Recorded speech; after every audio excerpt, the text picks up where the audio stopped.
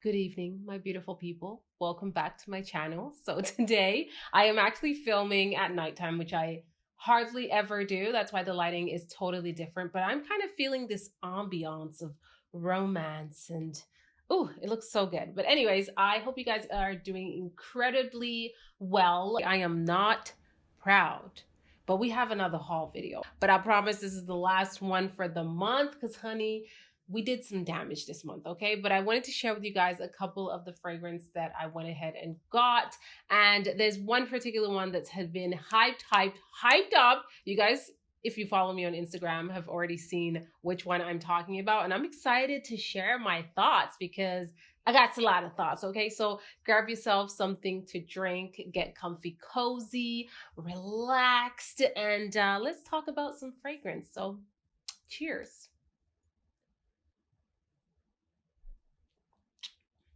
That's some good one. So I'm going to start off with two that I just replenished. It was not a blind buy or anything like that.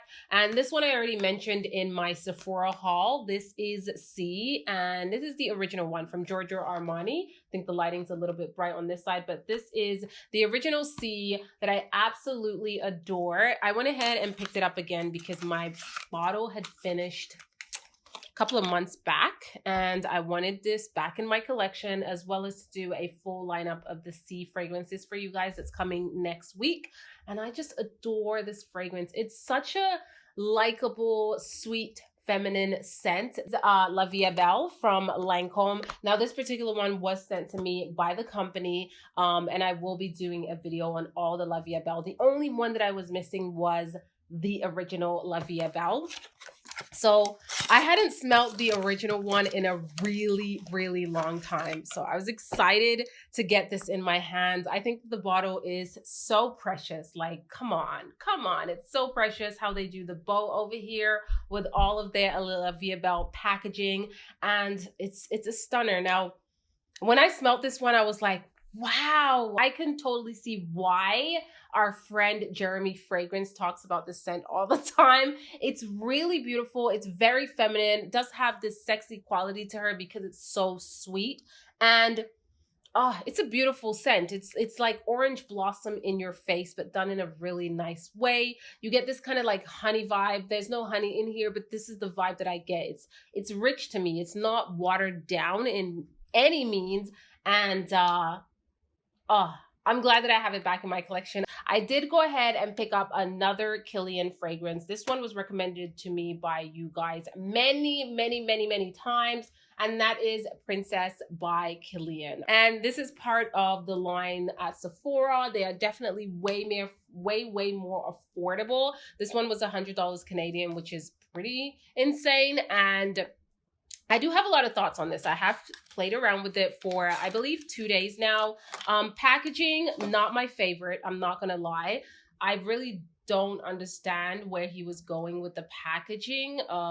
Maybe I need to read up on it, but I don't get it just yet. But the scent, okay. Before I talk about the scent, let's quickly talk about the concept of these. So these are supposed to be a taste of Kilian, something more affordable.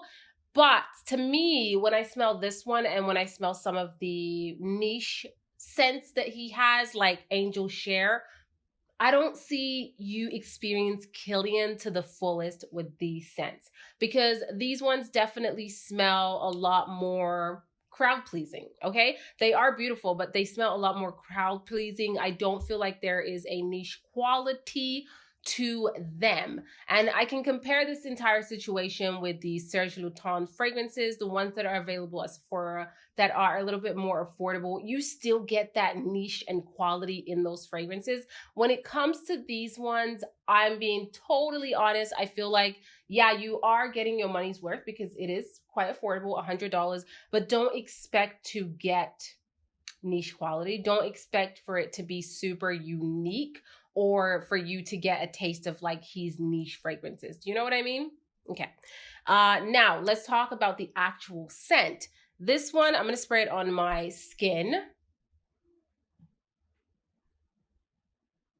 This is what Love Don't Be Shy should have been smelling like. Okay, It gives me that vibe of Love Don't Be Shy with the caramelly sweetness, but it has a little bit more depth to it. It has a little bit more character. The opening, I get a little bit more of this brighter, citrusy opening, a little bit sparkling also, but in the dry down, it's sweet, but there is warmth in it. And there's still this like citrusy vibe in the background of all of that sweetness. I'm not sure on the notes. This is just a first impressions type of thing. I just sat down to film this video, but I do feel like this has way more character than Love Don't Be Shy. I think if you're debating between the two, save your money, get this one. You're still going to get that very sweet note because this is quite a sweet fragrance, but you're going to get more out of this one. I find way more. Now, the lasting ability is pretty decent. Not the most long lasting, but you are going to get a good 7-hour wear out of this. Sillage is great for the first hour, and then it becomes a little bit closer to the skin. But it does last me quite a good amount of time for the price point here. And I do like it. I don't love it. I don't think it's something sophisticated, mature. I think it's definitely more for the younger crowd. It's that gorgeous, like, girly, sweet fragrance with a little bit of depth and warmth to it, but I wouldn't say it's like blowing my mind or I'm getting like this niche quality. So those are my thoughts on this one. Am I gonna keep it? I'm not sure. This is Maison Lancome, and I got another scent here. This is Figs and Argumus. And this is the EDP, of course. I love their packaging. Maison Lancome packaging is beautiful. It's definitely giving you more of that luxe vibe when it comes to even the outer packaging, and the actual component inside is stunning. Like, I do have quite a few fragrances from the Maison Lancome line. Like, oh my goodness. Can we take this all in and appreciate this bottle? It's so beautiful. This is a scent that is very unique in my collection, and what I'm discovering about myself is that I really love green notes in my fragrances. I do. Like Eau Dwell from Diptyque, Angelique Noir from Guerlain. Like, I love that like sharp green note in my fragrances mixed in with like sweetness and creaminess. And this one does it for me. It's not your typical scent that I talk about. It's not your typical gourmand, sweet, sexy, seductive type of scent that I talk about. It is a quite sharp in the greenness.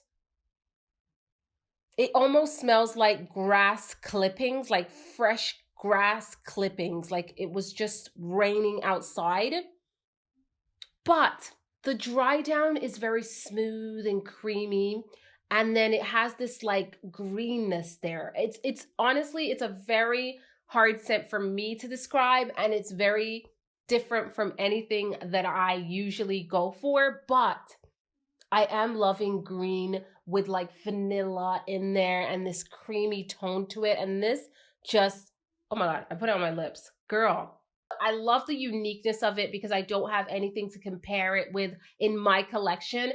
And I just feel like it smells gorgeous. It does have a little bit of warmth to it. It's not a cold fragrance at all to me. It does have some warmth to it. It does have this sweetness, like very balanced fragrance with the green note, the sweetness, the creaminess. Everything just combines together. And honestly, it's elegant. Next up that I have here is one that wasn't really on my radar, and then I went to the department store. I saw the packaging and I was like, and then I saw the name and I really loved the name. Oscar de la Renta Bella Essence. In this gold and see-through bottle, I really like it. So it is like a raised 3D rose pattern that you guys see over here. And I think it looks really pretty. And this is the back of it. See how it's like this frosty see-through, and you can see the juice. I wish the juice was darker. Ooh. Yeah, just what I remember it when I sprayed it at the department store. It does have quite a sharp, zesty opening. I believe there are fruit and floral notes in here, but definitely this sharp, zesty opening. And then I had it on my hand when I went to the department store. It mellows out and becomes this very creamy, soft, a little sensual fragrance. It's actually very, very pretty. And it almost reminds me of Cassili from Parfums de Marly. Like, not an identical dupe at all, but something about it in the dry down reminded me of that fragrance. Now, I'll have to compare them side by side to see if there are exact similarities or I'm just getting that vibe. But I do get this beautiful, like, soft, green, creamy tone from this fragrance. It's not a heavy cream type of scent. It is still very airy and lightweight, but it's just really pretty. And oh yeah, like, it's so pretty. It does have that like zesty sharpness still there, but it dries down really gorgeous. I would say give it about half an hour because I did put this one and the other one that I'm gonna show you guys on my arm and my hands. And I kind of just went and did my thing. I went to do grocery shopping. I went to shop around. So I was out and about for about 3 hours.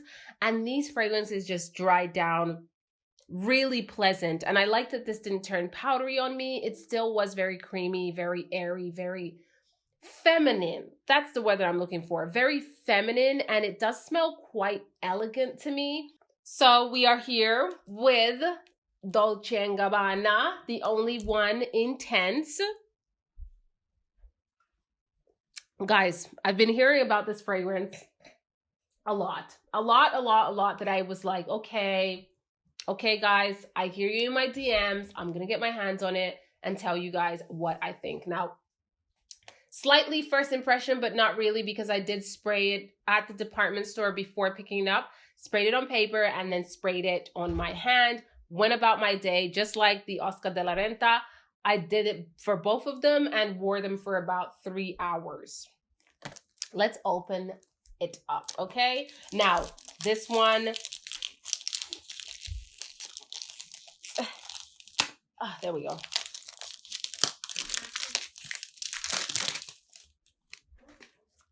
First of all, the presentation, let's talk quickly about it. I do like this box. I love this all black with a gold writing. I think that it always looks so elegant and a little bit more elevated when packaging is more minimal. It just looks really, really beautiful. So I do like that they paid attention to details with the Dolce & Gabbana right here in the opening.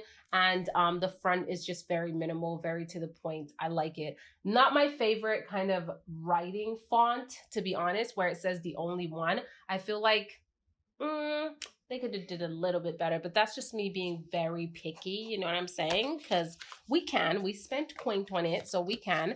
Now, the actual bottle, I have seen the other bottles of this fragrance, the only one, the original, and the one also. I don't know why they came out with 2 different fragrances with such similar names, but hey. Now, here is that bottle, and you guys tell me what you think. I actually like this. It does kind of remind me of the Armani Privé. Obviously, the lid or the cap is totally different, but it just gives me that vibe. I'm just gonna spray it on the cap quickly. Oh, that's a nice smooth atomizer. Wow. Oh yeah. So when I sprayed this on paper the first time, it really captured my attention. I was like, ooh, that's smooth, okay? Doesn't smell alcohol-y like some of these designer fragrances. The first spray, when you put your nose to it, it kind of has this alcohol vibe, and then a few seconds later, it dries down. This one, the initial spray, like that first second, still smells great and smooth. I like it.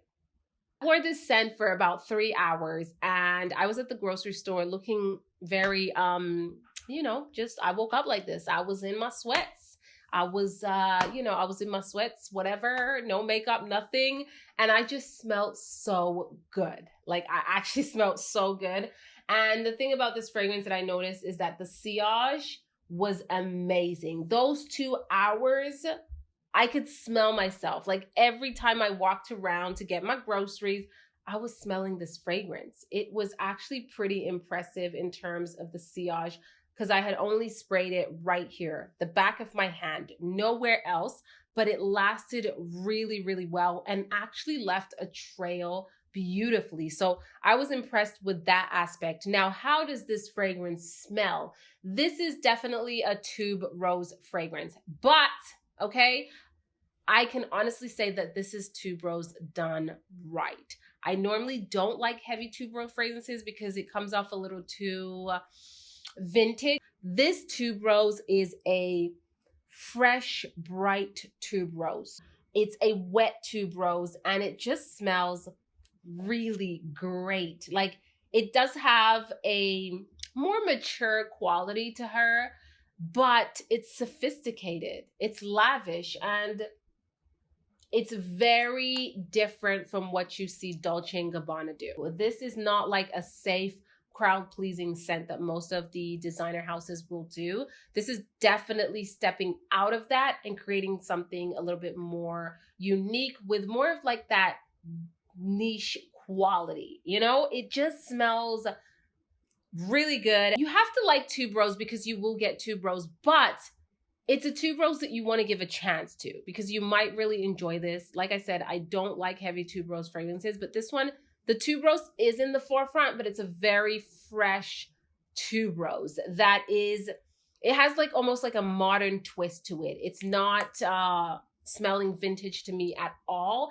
And when it dries down on the skin, it just gives this very elegant, mature vibe to you. It really did kind of surprise me and take me back. Now, a lot of people are comparing this to Rouge Malachette from Armani Privé line, which I did have that fragrance. And I find the biggest difference between those two is that the Rouge Malachette, that fragrance, the tuberose is heavier. The tuberose is drier. The tuberose is definitely more of that vintage style.